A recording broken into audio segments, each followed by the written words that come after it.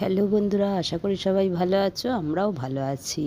আজকে আমি পটল, আলু আর সয়াবিন দিয়ে একটা খুব সুন্দর রেসিপি বানিয়েছি।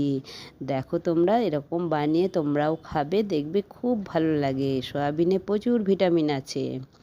আমি কড়া বসিয়েছি, তেল দিয়েছি। পটলগুলো নুন হলুদ দিয়ে ভালো করে ভেজে নিয়ে আমি তুলে নিচ্ছি। সেই তেলেতেই আমি আবার সয়াবিন দেব। সয়াবিনগুলোও ভালো করে আমি ভেজে নেব।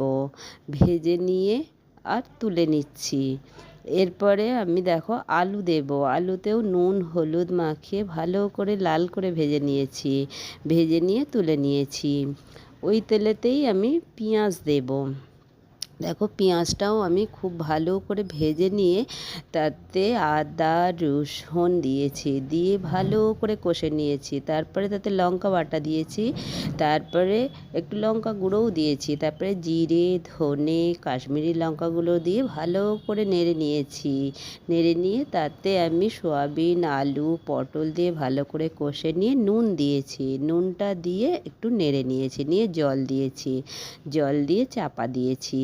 চাপাটা খুলেছি, দেখেছি আমার সব সিদ্ধ হয়ে গেছে। তাতে ঘি আর গরম মশলা ছড়িয়ে দিয়েছি। দেখো, দেখতেও কত সুন্দর হয়েছে রেসিপিটা। তোমরাও এরম বানিয়ে খেয়ে দেখবে, খুব ভালো লাগবে খেতে।